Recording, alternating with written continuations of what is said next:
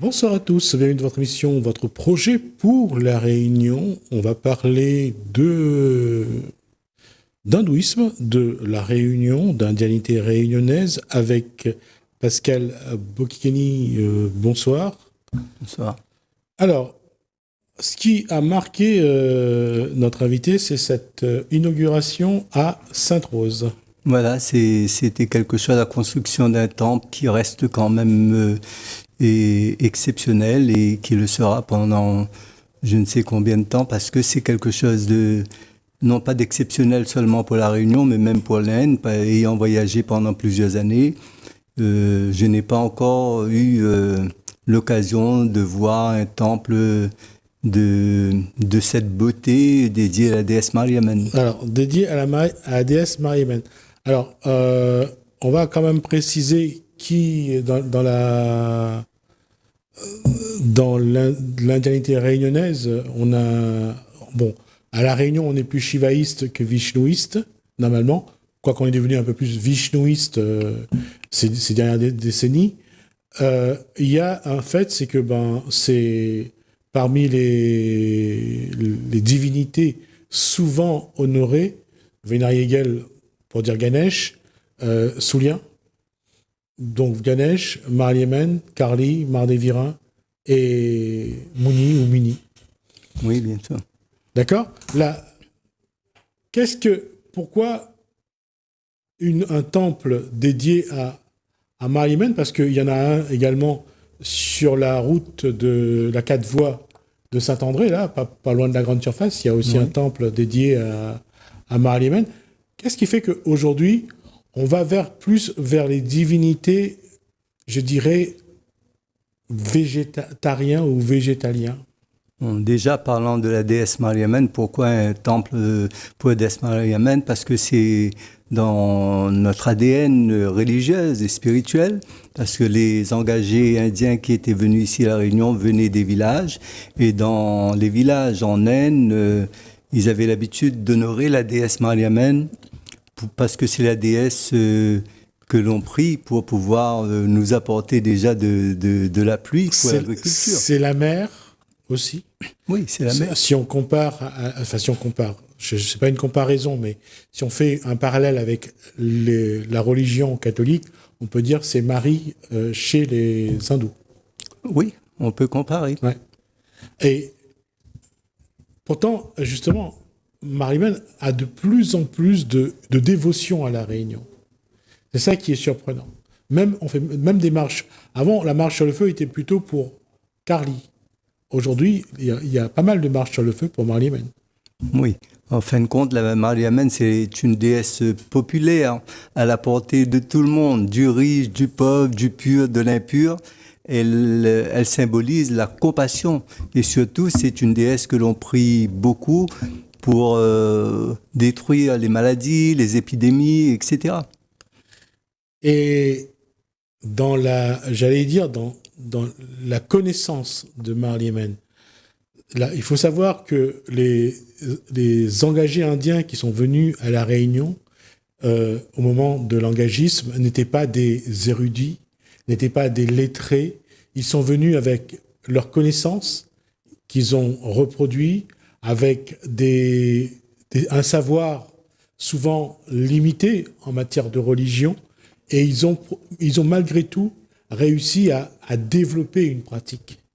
Oui, c'est grâce à tous nos ancêtres, tous ceux qui sont venus depuis auparavant, grâce à tous leurs sacrifices, que nous, aujourd'hui, comme une fleur de lotus, on surgit de l'étang comme ça. Et puis, concernant la déesse Mariamman, je viens de dire, c'est une déesse villageoise, protectrice du village, de la famille, etc. Et puis, il y a dans la pratique réunionnaise, dans la pratique de l'indianité réunionnaise, avant d'offrir des offrandes, des sacrifices à Karli Mardevirin, le dimanche, ça c'est le dimanche, le vendredi, il y a toujours la cérémonie pour Marliemen. On hausse le drapeau, on rend hommage d'abord à Marliemen. Ça montre combien on doit d'abord passer par elle. Oui, déjà, je voudrais informer à tout le monde qu'il y a deux voies dans lesquelles les gens peuvent prier la déesse Mariamène. Anciennement, j'avais moi-même, quand j'étais enfant, je devais à cette époque-là peut-être avoir 3-4 ans, pas plus, peut-être moins. J'ai vu que des gens faisaient des cérémonies pour la déesse Mariamène, ne faisaient pas de sacrifice, mais d'autres personnes encore qui le faisaient. Mais ce qui n'oppose pas notre conception de la dévotion dans la religion, quoi. D'accord. Alors, je vous propose de regarder le reportage que vous avez ramené donc sur cette inauguration du temple à Sainte-Rose. Oui, voilà, c'est à Sainte-Rose. À Sainte-Rose, du temple dédié donc à Mariamène.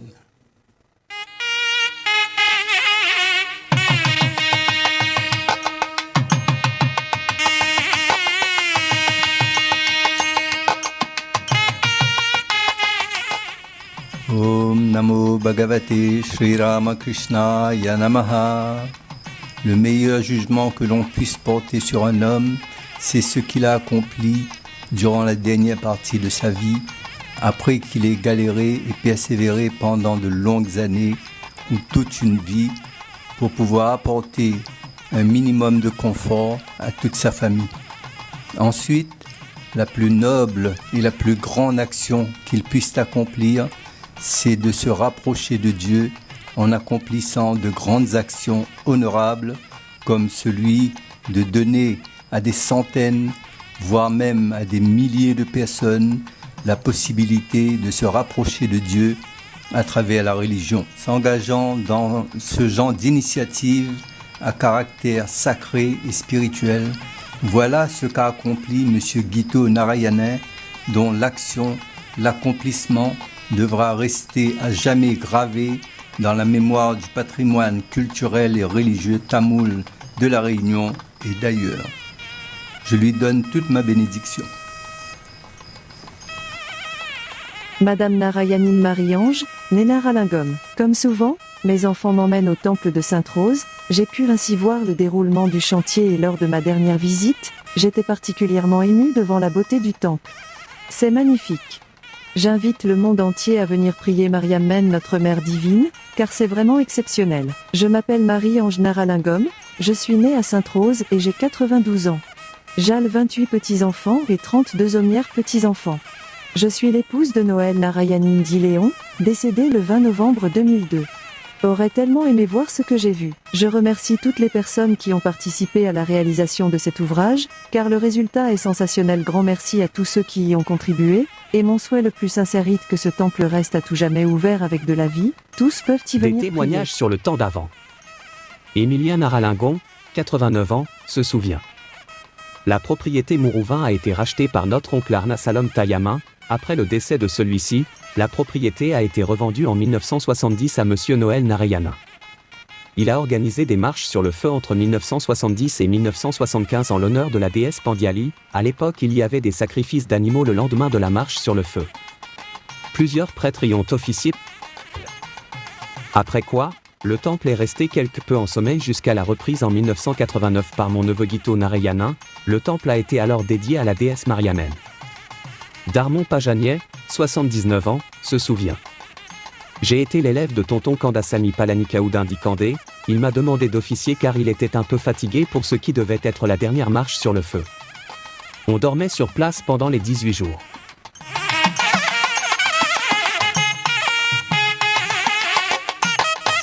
Le mot du président. Vanakam. J'ai grandi dans la ferveur et la dévotion transmise par ma famille envers les divinités du temple familial de Pandiali de la Ravine Glissante à Sainte-Rose.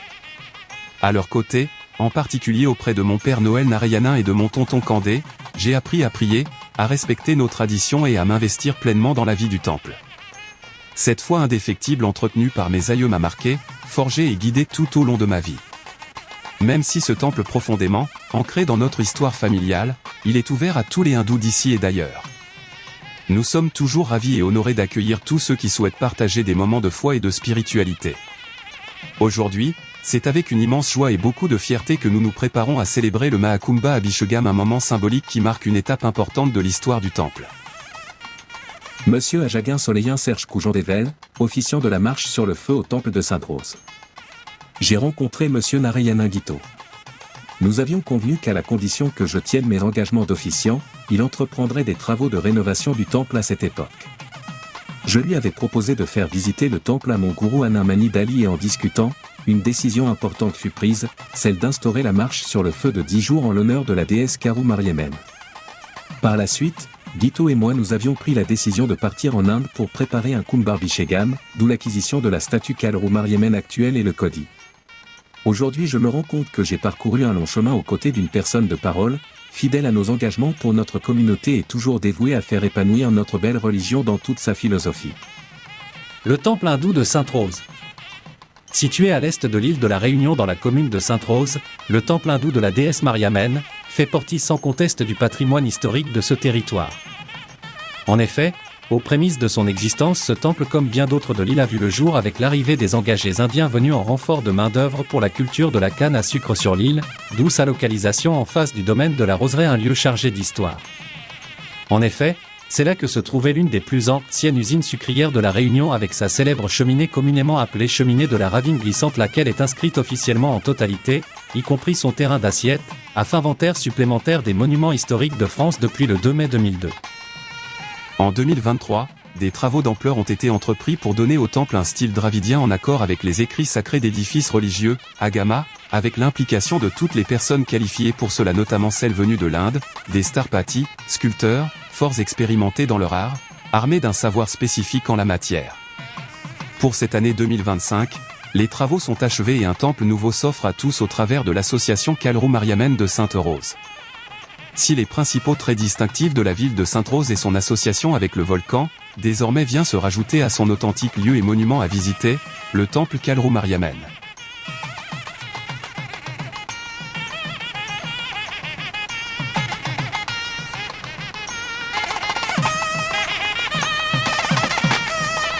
Le Maha Kumbhabhishekam et les fidèles.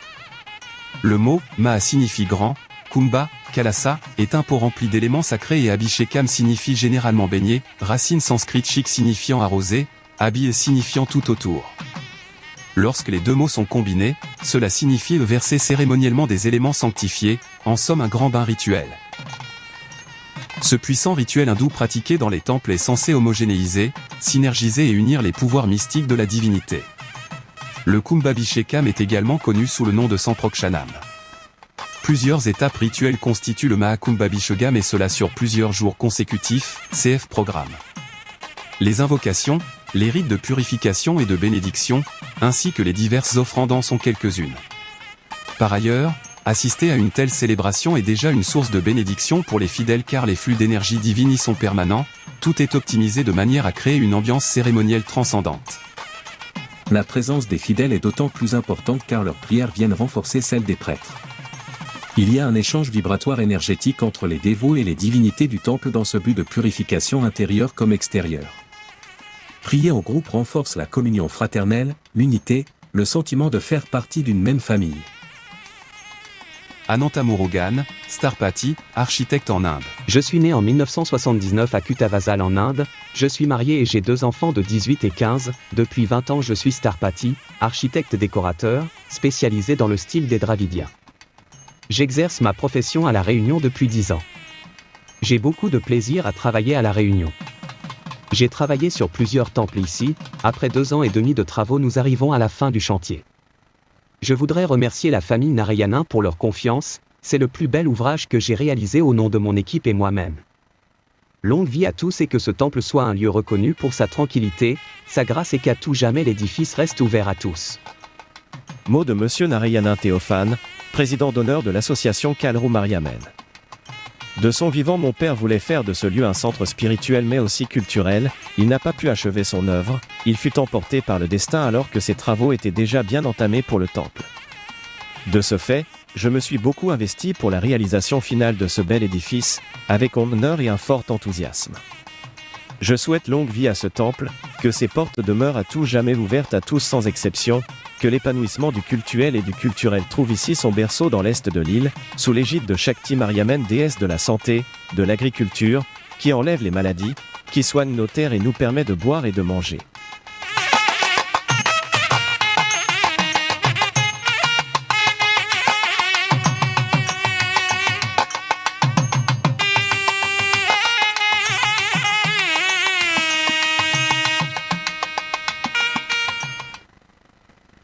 Donc, si on retient l'information, c'est du 11 au 20 avril qu'il y aura donc une marche sur le feu à ce temple de Sainte-Rose, Voilà. à Vigne-Glissante. Oui. D'accord. Donc, j'espère qu'on aura l'occasion de. Et là, ça sera une marche sur le feu. Alors il faut toujours bien dire les choses avec précaution. Là, c'est une marche sur le feu pour Mar-Yémen. Voilà. Par rapport à la marche sur le feu pour Pandiali, le temps de carême n'est pas le même. Là, c'est 12 jours, je crois. Oui, pour Pandiali, c'est 18. Oui, voilà. Pandiali, c'est 18. Et pour Mar-Yémen, c'est 12. Oui, mais en fin de compte, maintenant, même en ce qui concerne la déesse Pandiali, pratiquement tous les temples le font seulement sur 8 jours à 10 jours actuellement, quoi. Ah, d'accord. Comme quoi, les choses évoluent et bon, tant mieux. Une chose, c'est que ce temple est chargé d'histoire. Quand je dis c'est chargé d'histoire, c'est vraiment lié à la famille Narayana, bien sûr, mais lié aussi à l'histoire de l'engagisme. Parce que Ravingissante, il y avait une usine sucrière là, avant. La cheminée est toujours présente pour indiquer l'endroit.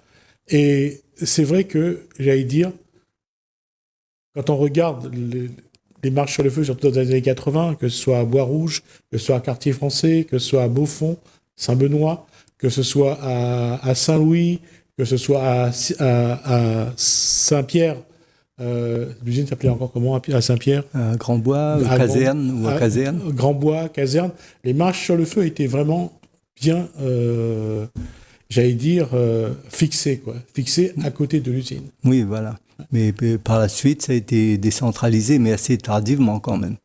Parce que ils avaient que le temps de l'intersaison, c'est-à-dire mi-décembre à mi-avril, le temps du Pongol, pour tout faire. Et ils n'avaient pas trop le temps de choisir de date, de lieu, et le plus près de l'usine, ça a aidé aussi. Et puis surtout, maintenant, le fait d'être décentralisé, ça apporte quand même un peu plus de liberté aussi à la pratique, quoi. Ouais. Reste, il y a quand même ça me fait penser à cette cloche que Daniel Singani a dans sa cour. Cette cloche qui rappelle aussi l'église. Hein. Oui. Mais on voit que l'histoire est présente aussi. Oui, de toute façon, quelles que soient les religions, il y a toujours un lien quelque part, que ce soit sur le plan culturel ou religieux, mais il y a toujours un lien quelque part, bien souvent actuellement, des liens que nous n'avons pas encore découverts.